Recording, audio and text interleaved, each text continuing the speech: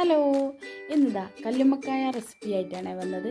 ഞങ്ങൾ കോഴിക്കോടുകാരുടെ സ്വന്തം കല്ലുമ്മക്കായ. ഞങ്ങൾ നോമ്പ് തുറക്കുമ്പോഴേക്കും കല്ലുമ്മക്കായ ഫ്രൈ ആക്കാമെന്നാണ് ആദ്യം കരുതിയിരുന്നത്. പിന്നെ മാറ്റി ചിന്തിച്ച് കോഴിക്കോട് ബീച്ചിൽ കല്ലുമ്മക്കായ പൊരിച്ചതായിക്കോട്ടെ എന്ന് കരുതി. അതിന് നിറച്ച് പൊരിക്കാൻ വിചാരിച്ച് അത് നല്ലതുപോലൊന്ന് വൃത്തിയാക്കി കഴുകിയെടുത്ത അത് ഫ്രീസറിൽ വെച്ചതുകൊണ്ട് എനിക്ക് ചെറിയൊരു അമളി പറ്റിക്കുന്നത് ലാസ്റ്റ് പറയാം.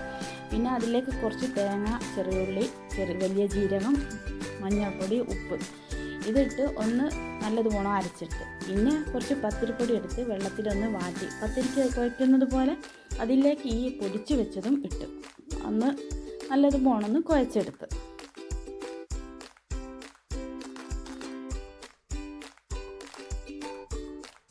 അത് നല്ല സോഫ്റ്റ് ആവുന്ന രീതിയിൽ കുഴയ്ക്കണം. അത് നമുക്ക് ആവിയിൽ വേവിക്കാനൊക്കെ ഉള്ളത് കൊണ്ട് നല്ല സോഫ്റ്റ് ആവണം. അങ്ങനെ അത് നല്ലത് കുഴച്ചെടുത്ത് അത് കുറച്ചെടുത്ത് ഈ കല്ലുമ്മക്കായൻ്റെ ഉള്ളിൽ നല്ലതുപോലെ ഫില്ല് ചെയ്ത് കുറച്ച് കൂടുതൽ നിറച്ചാൽ അതിൻ്റെ ടേസ്റ്റ് കല്ലുമ്മക്കായൻ്റെ ടേസ്റ്റ് കുറഞ്ഞു പോകും.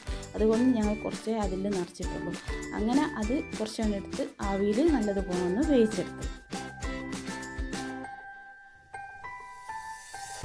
പിന്നെ ഇതൊന്ന് ഫ്രൈ ആക്കാൻ വേണ്ടി കുറച്ച് മുളക് പൊടി, ഉപ്പ്, ഗരം മസാല ഇതെടുത്ത് കുറച്ച് ഒരു ഗ്രേവി പോലെയാക്കി വെള്ളം ഒഴിച്ച് ഗ്രേവി പോലെ ആക്കി അത് എന്നിട്ട്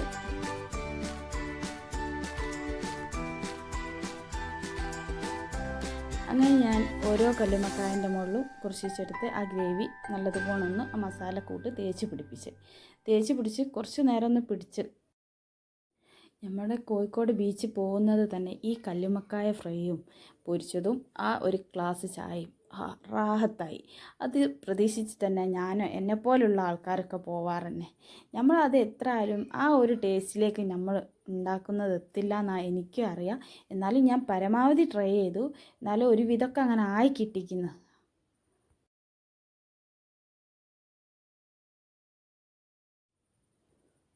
അങ്ങനെ ഇതൊന്ന് ഫ്രൈ ആക്കി നല്ലതുപോലെ ഒന്ന് തിരിച്ചു മറിച്ചിട്ടൊന്ന് ഫ്രൈ ആക്കി കുറച്ച് എണ്ണയിലാണ്.